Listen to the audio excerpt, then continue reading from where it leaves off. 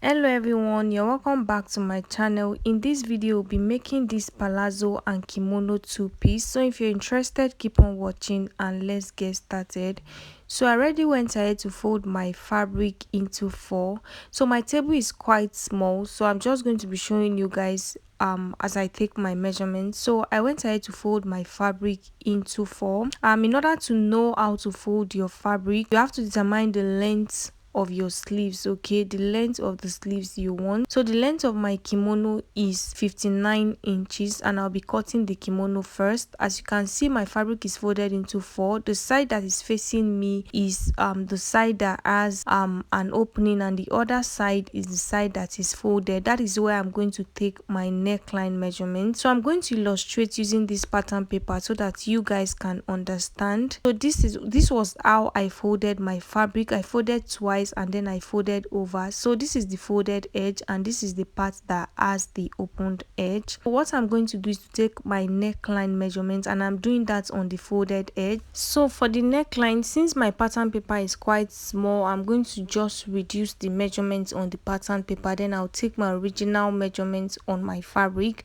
So for the neck width, I took 1.5 inches, and for the depth I took 1 inch and I connected the two dots together. After doing that, on the opened edge of my fabric, I came down by 1 inch for my shoulder slope and I connected to meet the neckline, just like you see me doing. So the next thing I went ahead to do was to determine the armhole and the sleeves. So what I did on my fabric, I went down by 11 inches, but this pattern paper is small, so I'm just going to go down by 3 inches just to show you guys what I mean. On that 3 inches mark, I'll go in like this by 1 inch, just like you see me doing. I'm trying to create my armhole and then I'm going to connect the dots like this. After doing that, I'm going to connect straight from that armhole area to meet my kimono length, just like you see me doing. So we have created our armhole and our sleeves because this kimono has a cut together sleeve, so we don't have to cut another sleeves separately. After doing that, I went ahead to cut out the excess fabric on the side, on the shoulder area and on the neckline. Then I'm going to open my pattern paper up. You can see that I have two pieces for this, so I'm going to drop one which is going to serve as the back. So this particular one is going to serve as the front. I'll fold it again and then I'm going to take the 1 inch. Remember, we took 1 inch for our neck depth. For my fabric, I went down by 6 inches. On this pattern paper, I went down by 3 inches. So I'm going to slant like this to create like a V neckline. After doing that, I'm going to cut out the neckline and then I'm going to split the folded area open like this. So after doing that, guys, this is what I have. So we have our front and the back. So the front of the kimono is open while the back is closed. So I'm going to place them on each other like this. I'll join the shoulders, I'll join the side, I'll hem the sleeves, and I'll also hem the base of the kimono. So let's go ahead and cut on our fabric. So like I said before, my fabric is folded into four and the wideness of my fabric is 21 inches, meaning I have 21 inches times 4 on my work table. What I'm going to do is to take my neckline measurement. So I'm going to take the width of 3 inches, and for the depth I'll go down by 1 inch and then I'll connect the two dots together just like this. After doing that, guys, the next thing I'm going to do is to take my shoulder slope. So on the opened edge of the fabric, I'm going to go down by 1 inch and then I'll indicate that with a point. After doing that, I'm going to slant from this 1 inch to meet the neckline area, just like you see me doing. After doing that, guys, the next thing I'm going to do is to determine the armhole area. So what I'll do is to place my tape on my shoulder line and I'll go down by 11 inches. I'll indicate that with a point. On that 11 inches mark, I'll go inward by 1 inch and then I'm going to connect like this. I'll create like an armhole area, and then I'll connect from there to meet the length of my kimono. After doing that, I'll go ahead and cut. After cutting, guys, I'm going to go ahead and remove one piece from this fabric, which is going to serve as the back piece. And for the front, we are going to go ahead and work on the neckline. So I've gone ahead to do that, and I'm going to place my tape. Remember, we already took 1 inch from our neckline area earlier, so I'm going to go down by 6 inches. Then I'll connect to create like a V neckline from the shoulder line to meet the 6 inches mark, and then I'll go ahead and cut out. After doing that, I'm going to split my center front open. So guys, I have 2 pieces for the front and 1 piece for the back. I went ahead to open my back piece, and then I'm going to place the shoulder of the front piece on the shoulder of the back piece. I'll use my pins to hold it down, and then I'll go ahead and sew the shoulders together. I'll hem the sleeves. If you don't want to hem your sleeves, you can go ahead and cut a band and attach to the sleeves. I'll sew the 2 sides, and I'll also go ahead and hem the base of my kimono jacket. So guys, I've gone ahead to sew everything in place, and this is what I have. For the sleeves, I just went ahead to cut out a band for the sleeves.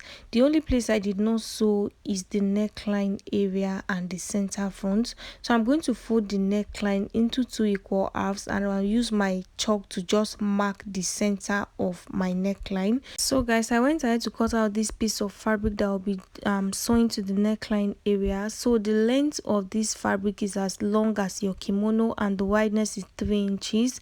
So you can see that I joined 2 fabric together. So I'm going to fold the fabric into 2 like this, and then I'm going to place it on that part of the neckline where I used my chalk to mark the other time. So I'm going to go ahead and pin all the way around. Okay, I'll pin all the way around till I get to the length of my kimono jacket. After pinning, I'm going to go ahead and sew all the way around.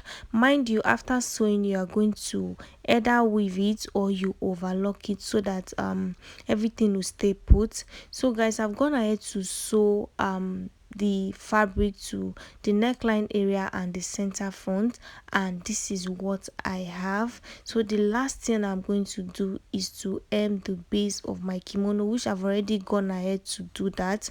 So yeah, that is all for this kimono tutorial. So let's go ahead and cut out the pants. So for the pant, guys, I went ahead to fold my fabric into 2 because we'll be cutting the front first, and we'll use the front to cut the back. So my fabric is folded into 2. So I'll be attaching a band to this pants, and I want the wideness of the band to be 2 inches. So before I start taking my points, I'll go ahead and take out the 2 inches for the band. So the first point I'll take is the distance from my waist to my hip, which is 9 inches.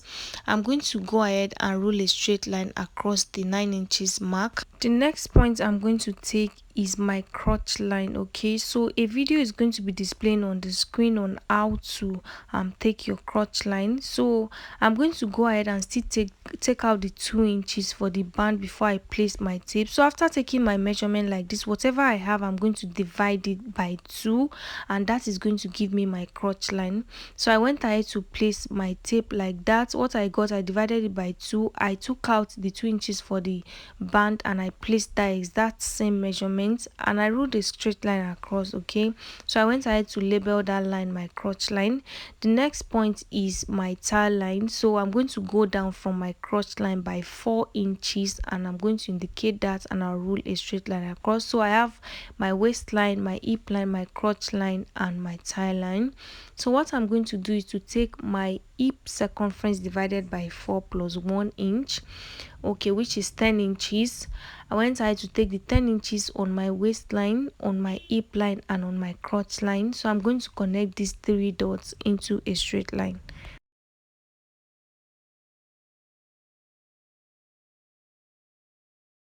So guys, after connecting the dots into a straight line, the next thing I'll do is to get my crotch extension line, and to do that I'm going to mark the measurement that I have on my crotch line and I'm going to divide it by 4. So as you can see, I'm using my tape to divide 10 inches by 4, and what I had was almost 3 inches, so I approximated it and I made it 3 inches. So I'm going to place my tape on that straight line and I'll go out by 3 inches. So this is our crotch extension line. I'm going to use my ruler to connect from the hip line to meet the crotch extension line, just like this.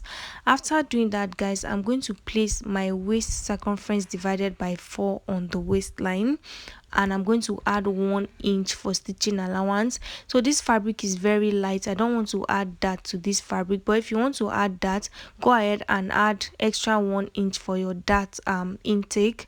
So I went ahead to place my waist circumference divided by 4, which is 7 inches.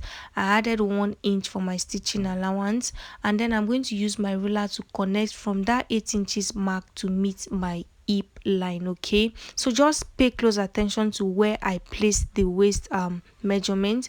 On my tie line, I'm going to place my round tie measurement divided by 2 plus 1 inch for ease. This is the point where you get to determine how free you want your pant to be. Okay, so you can just place your tie measurement divided by 2, and then you can add 2, 3, 4, 5 inches to it. I'll keep taking the same measurement till I get to my pants length. After doing that, I'll go ahead and cut. Pay close attention to know where to cut. So guys, to cut out the back, I went ahead to fold my fabric into 2 equal halves. So make sure that the fabric you'll be using to cut out the back is wider than that of the front, and I'm making sure that I have extra fabric on the upper part of my fabric. I'll bring my fabric for the front pants, I'll place it on the back, and I'll pin all the way around. After doing that guys, I'm going to make sure that I have extra fabric on the crotch area, and then I'm going to go ahead and extend my crotch so that the front crotch and the back crotch will be sitting together. This is very important. After doing that guys, I'm going to go ahead and increase the back of the crotch area. So I'll be increasing mine by 2.5 inches. So it depends on how big you are. So if you're on the bigger side, you can increase by 3 inches. I'll just mark 2.5 inches like this till I get to the crotch line. So just look at what I'm doing.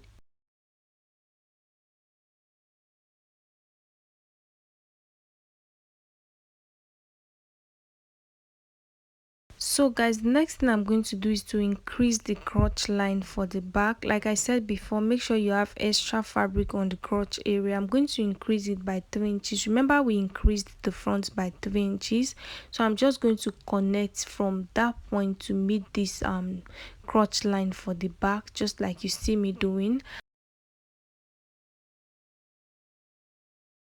So guys, I'll also increase the leg of the pants. So I increased the crotch line by 2.5 inches, so I'm still going to mark the 2.5 inches down to the pants length. So guys, the next thing I'm going to do is to go up from my crotch line for the back. I'll go up like this by 2 inches, and I'll indicate that with a point. And what I'll do next is to extend this crotch line to meet the 2 inches mark, just like this. The next thing I'll do is to measure my waistline for the front, and what I had was 8.5 inches. So I'm going to place my tape on this crotch extension line like this, and I'm going to mark the 8.5 inches that I have on the front waistline. And then after doing that, I'm going to go ahead and confirm what I have, which is 8.5 inches. So I'm going to use my ruler to connect from that new crotch line in a slanted form to meet this 8.5 inches mark that I just made. So this particular line now is going to serve as our back waistline. So what I'll do now is to use my chalk to make my hip points on this new fabric, I'll make my hip point visible. Okay, so I'm going to use my ruler to connect from this new waistline to meet my hip line. So in case you don't understand what I'm doing, because I have other trouser tutorials, so you can go ahead and watch those tutorials. I'll be leaving the link in the comment section. So after connecting from that point to meet my hip line, this is what I have. So guys, next thing I'm going to go ahead to do is to cut. Okay, before I do that, I also confirm my waist measurements for the front and for the back, and I have the same measurement, so I'm going to go ahead and cut. So pay close attention so you know where to cut. So after cutting, guys, I'm going to go ahead, since my fabric is folded right sides on each other, I'm going to go ahead and pin the crotch area. After pinning, I'll go ahead and sew the crotch area using 1/2 inch allowance.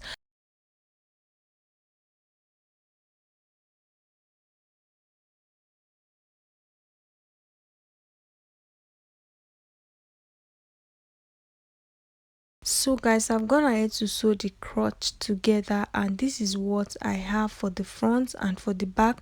Like I said, I'll not be taking in my dart, so in case you want to take in your dart, you can go ahead and do that now. After doing that, guys, I'm going to place the pants on each other, right sides facing each other, and I'm going to pin the crotch area. After pinning, I'll go ahead and sew the crotch in place. I'll also go ahead and sew the two sides in place.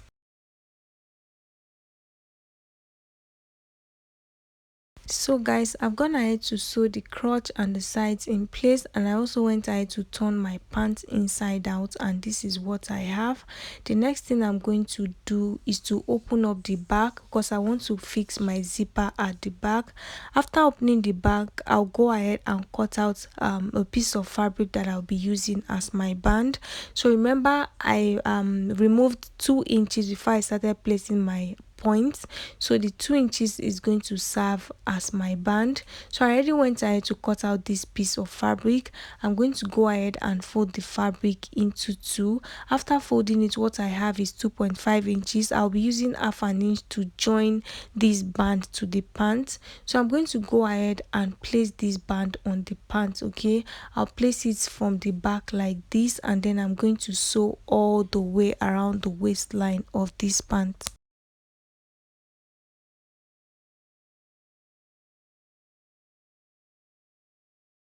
So guys, after sewing the band in place, this is what I have. All I have to do is to weave the rough edges. The last thing I'm going to do is to fix my zipper, and then I'll hem the base of my pants. And that brings us to the end of this tutorial. I hope it was helpful. Please don't forget to like this video, leave your questions in the comment section. Thank you so much for watching. I'll see you in the next one.